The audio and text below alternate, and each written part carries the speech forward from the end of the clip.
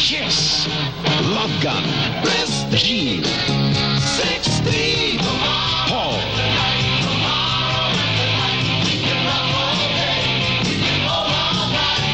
Ace, Peter, Kiss, Love Gun on Casablanca Records and Tapes. Ladies, gents, Caleb Eubanks back here again. Good Choice Music. You know what time it is. We're going to keep these Kiss albums review going. Next after Rock and Roll Over, you know what it is. Love Gun. That's right.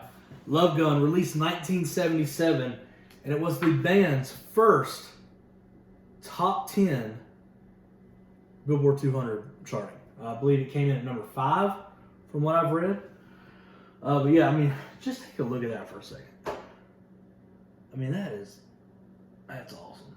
I mean, look at the women down there on the bottom. Like, come on. That's hot. You know it is. Wow.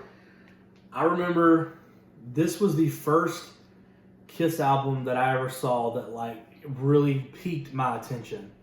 So when I was younger, as if you've watched the other videos, you've seen where I've talked about, you know, my dad had a bunch of Kiss records, and they kind of got passed down to my brother, and then they got passed down to me.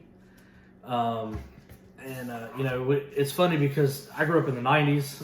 My brother grew up in the late 80s, early 90s. And I remember having CDs and cassettes and stuff like that. But mostly I remember listening to records. Like, we had a record player, and when my brother finally got a CD player, I got the record player. And I remember playing like Ted Nugent and Chicago. I remember my dad had a Chicago album. I think it was like Chicago 5 or Chicago 6 or something like that. I can't remember. But, you know, and obviously he had these, and he had like Creedence Clearwater Revival. He had some Lynyrd Skynyrd and Stevie Wonder and stuff like that. But when you look at these Kiss albums by the cover, you're like, wow. Like, as a kid, like, this draws you in. And I remember going through the Kiss albums, just flipping through them while my brother's sitting there listening to them, and I saw Love Gun, and I'm like, that is badass. Like, who are these guys? Why do I not know who they are? And what's on this album? Like, you could only imagine being like 7, 8 years old and seeing this. Seeing those guys on that album cover just looking like that. And the ladies down there at the bottom, I thought maybe I was holding something I shouldn't have been holding. But yeah, let's talk about Love Gun. So for the longest time, for probably 10, 15 years, this album was my number 1 all-time favorite Kiss album. To this day, it's not my number 1 anymore, but it still holds a very special place in my heart. Like, my favorite Kiss album of all time is Creatures of the Night, but for sentimental values, if you were going to leave me on an island by myself with one Kiss album, it's this. Like, because it brings back so many memories. It's cool to look at. The music on it is killer. Like, it's so great.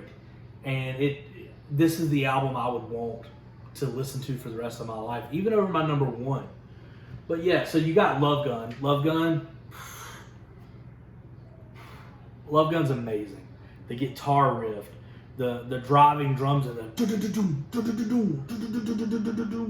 I played drums growing up, and you know, when I was younger, that's the first Kiss song besides Strutter that I wanted to learn how to play. You know, Strutter was the first one I ever learned, but Love Gun, I was like, Dad, I'm learning that song. My dad would come in the room, and he played bass at the time, and he would plug in his amp, and we would sit down and we'd play all these songs that were easy to play, you know, like Green Day songs, like When I Come Around and stuff like that.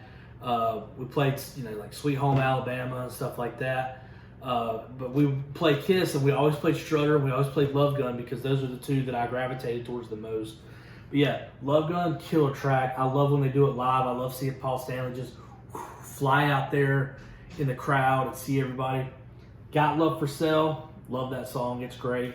Tomorrow and Tonight, really, in my opinion, underrated Kiss song. I wouldn't call it a deep cut because they play that song quite a bit live. Christine 16, I mean, that's a staple. They don't really play it that much at the shows now, but I would say back in the late 70s, early 80s and stuff like that, they definitely played Christine 16 a lot.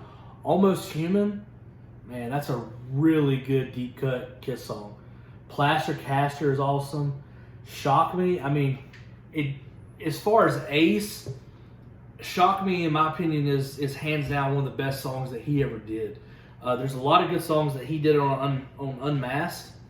Two Sides of the Coin, stuff like that. He did some really good stuff on Dynasty. But Shock Me is where it started. Like, when you didn't hear Ace before this.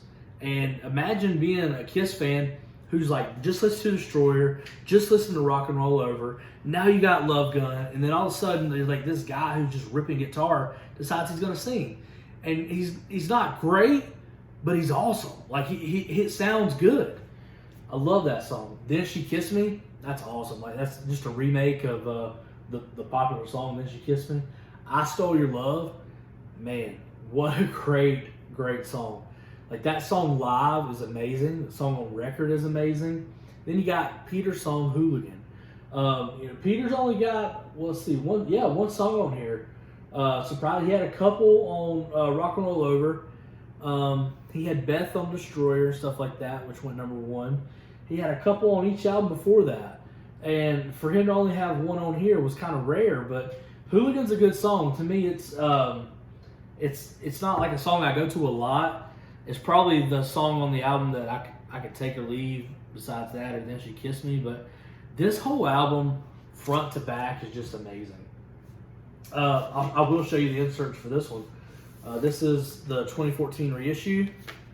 I've been collecting these, and it did come with the original insert that it came with back in the day, the gun.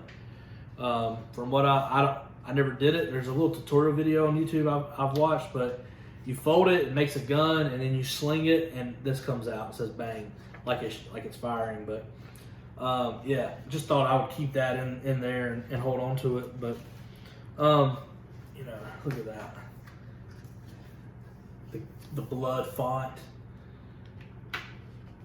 I think this is the one, where they're on the album right there in the middle. I don't know if you can see it.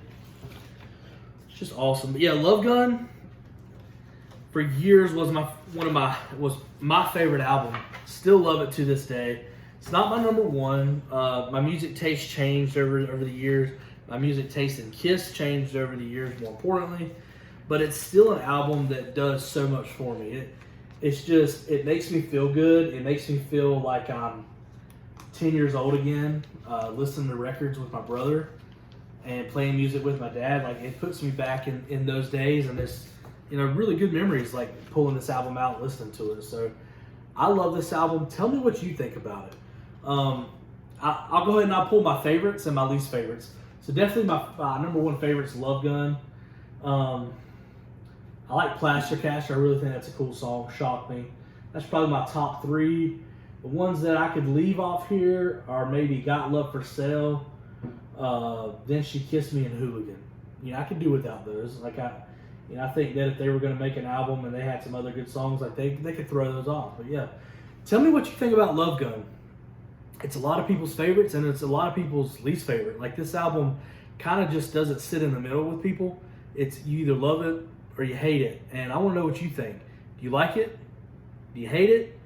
What do you like on it? What do you not like on it? How does it compare with the other Kiss albums that were going on at the time? You got to think, Kiss was like literally firing on all cylinders at this time. 3 back-to-back records where they were just selling like crazy. This went number 5 on the Billboard 200. Like that's insane. Like, that's Harry Styles today. You know what I'm saying? Like, anyway, Love Gun. Y'all listen to it. Tell me what you think. Comment below.